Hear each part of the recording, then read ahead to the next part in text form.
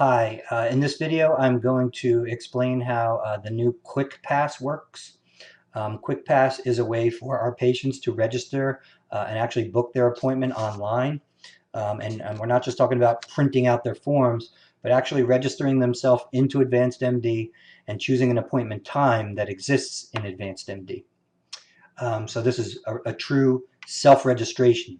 It is limited. They won't be entering their insurance information. They're just going to be entering their name, date of birth, and address because the insurance information can be too quirky. We really need to enter that information to make sure it gets in properly. So I'm just going to pull over AdvancedMD for a second here. QuickPass works in this column here.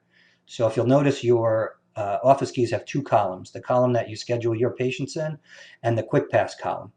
The reason it has this column is because we're only allowing so many QuickPass visits per day, and I don't want them mixing in with the other visits. So in this appointments column, they are 20-minute appointments as opposed to 5-minute appointments.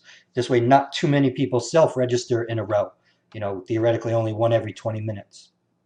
And in most office keys, the first available appointment is about 20 minutes after you open, and the last appointment is about 30 to 40 minutes before you close. We don't want to have anybody self-registering, 5 minutes before you close, and then they show up a little late. Okay? So I'm just going to show you first what the user is going to experience. They're going to go to your website. We're going to use Orange Urgent Care as the example. Each of your websites will have a link to make their appointment online. It'll look something like this one. When they click on it, it'll bring them to this appointment scheduler. They're allowed to schedule either the same day or the next day. So it's basically 24 hours worth of scheduling. They have to choose which date they want. The system actually went out to Orange Urgent Care and looked for available appointment times. It's 7:35 p.m. right now, so it's giving the patient the option of 7:40, 8, and 8:20. That's all that's left. And anytime an appointment is taken by another patient, it comes off of this list. Okay? If we look at tomorrow, we have basically all of tomorrow's appointments available. Okay? So the next step is the patient's going to choose the time they want to come in. And then they're going to enter some brief information, their first name, last name, zip code, and date of birth. Okay, so I'm going to enter a patient that I know is already in our system.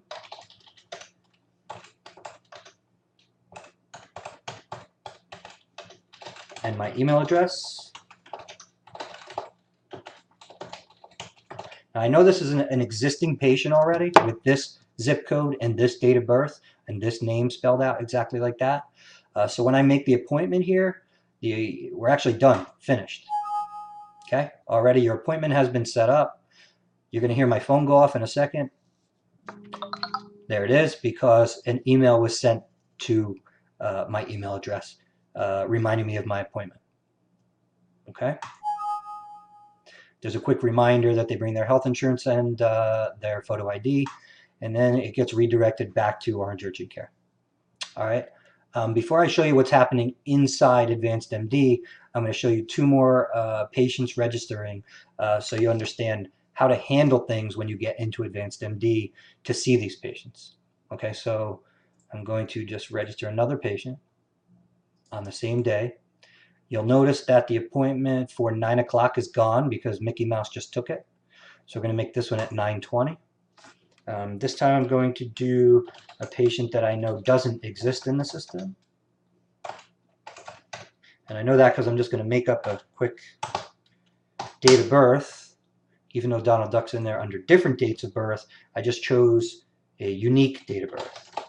So the system won't find Donald Duck with these 4 pieces of information: first name, last name, zip code, and date of birth. It's not going to find him. So I'll hit make the appointment.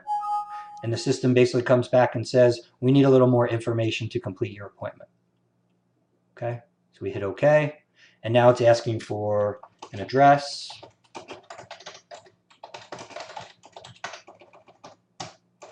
And I guess it really doesn't matter what I put in here. And now I'm going to make the appointment for Donald Duck.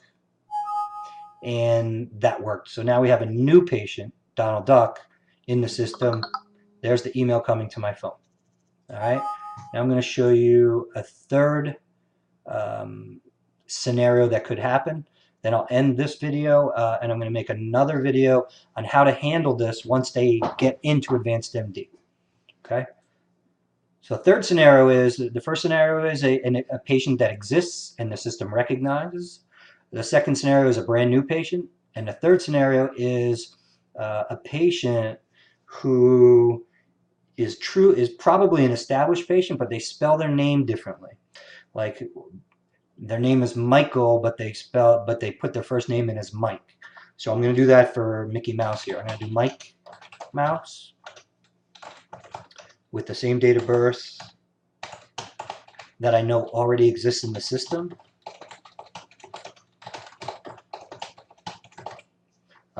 And this scenario does happen a lot, actually, where the first name, they put in their short first name.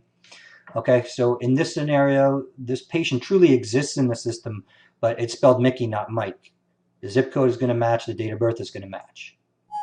In this case, it finds it and it recognizes it and it sets up the appointment. Okay, but inside AdvancedMD, there's going to be something a little different about it. Okay, so I'm going to hit OK, and we're done here. And I'm going to end this video, and we're going to have a second video showing how to handle these appointments within AdvancedMD. Okay, thank you.